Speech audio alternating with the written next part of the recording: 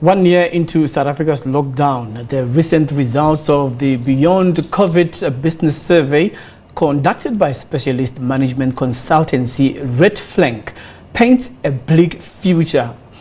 21% of businesses polled are closed, although 64% of them indicated they do expect to reopen. 26% of SMMEs report being forced to close their doors, 7% permanently, with forecasts that they expect to lay off a collective 1.2 million staff over the next 6 months. For more on this, we're joined by Lings Naidoo, Redflank Director or co-founder of Beyond COVID. Good afternoon, and thank you so much for joining us. Good afternoon, Colin, and thank you for having us on the show. Right, let's start off with this research that was made. I believe that it was done with the objective of reviewing the impact of COVID-19, but also being futuristic as it analyzes the current situation and implications. So what are the possibilities of these businesses that were shut down reopening going forward? It's such an important question that you asked, Colin, and this is really, I guess, where the tacky hits the tarmac. So, we've been fortunate with the survey that we were able to cover a 9-month period. So starting around June, July last year, and then the latest results leading us up to the end of March now. So.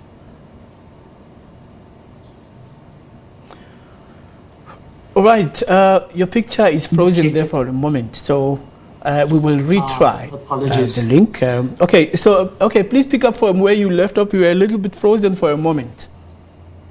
Sure, okay. Apologies for that, Colin.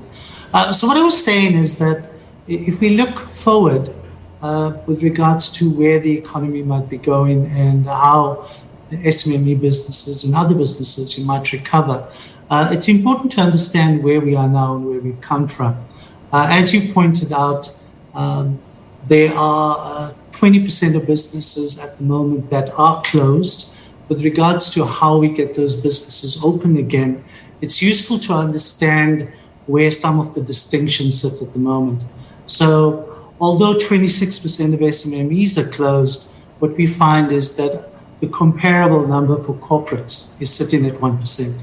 So corporates have already made, a significant part of the recovery. Around July last year, corporates were experiencing 22% closures. And what we really need is we need SMMEs to almost in some ways adopt the kind of risk profile that corporates have. And that's really where Beyond COVID is focused. It's focused on helping SMMEs operate collectively in what we call SMME collectives.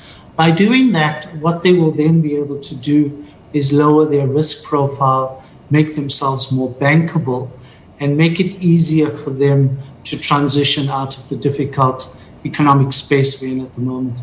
Sounds simple. It underlines some of the key fundamentals that we need to tackle in terms of getting out of the difficult situation that SMMEs and other businesses are in at the moment. So this research resonates with what Mr. Kieswetter announced last year regarding the business closure, possibility of reopening, and others being shut down permanently. So there were projections on when they would reopen. So a period of about 3 years was mentioned, but now it looks like they have changed. So the recovery target period now has moved from 3 to 6 years. Why is that?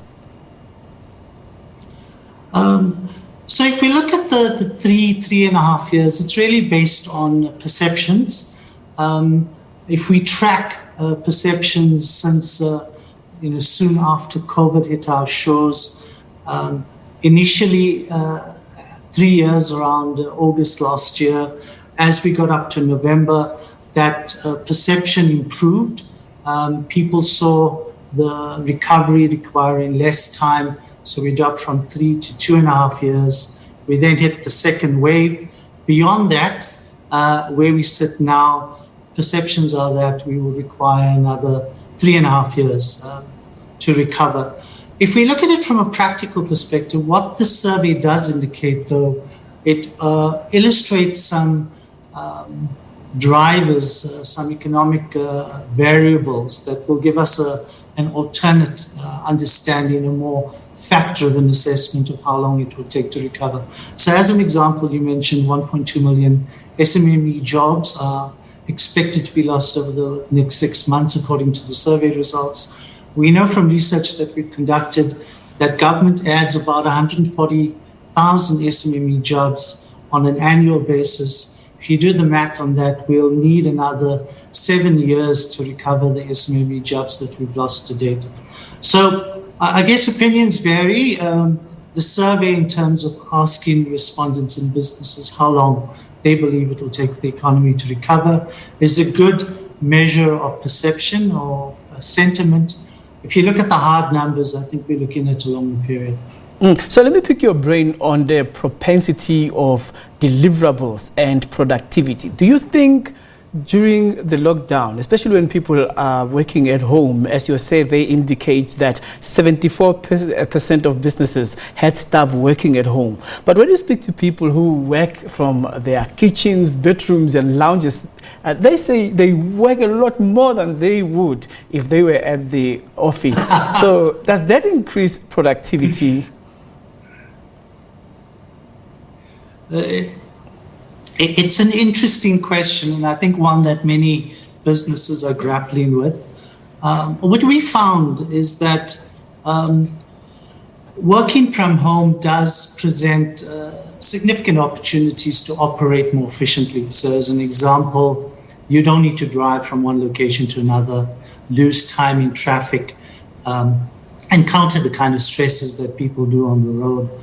From that perspective, you would expect that productivity improves. On the flip side, it does mean that the lines between work and personal life blur, and that carries a psychological cost. Different people are set up differently with regards to the infrastructure to work productively. We know that, for instance, some people have space they can set aside to work without interruption. Other people don't.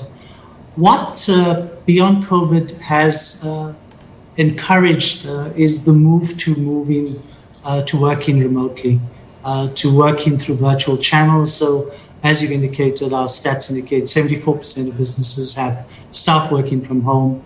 At the start of the pandemic, now that percentage has dropped, it's around 57%. The good news, though, is that what businesses say is that percentage is likely to stay around that level on a permanent basis. And from that perspective, I believe that it's brought other options into play with regards to allowing people a bit more balance of life. I figure what will happen going forward beyond COVID is that things will normalize. So there'll be a mix of working from home and working from the office. And I guess that's what will work optimally. Right. Well, I think we will leave it at that and look forward to things normalizing, because everybody wants to go back to normal, although they call it the new normal. But thank you so much for your time. Thank you so much, Colin. All right. Mr. Lings Naidoo is director of Redflank and co-founder of Beyond COVID. Let's take a break.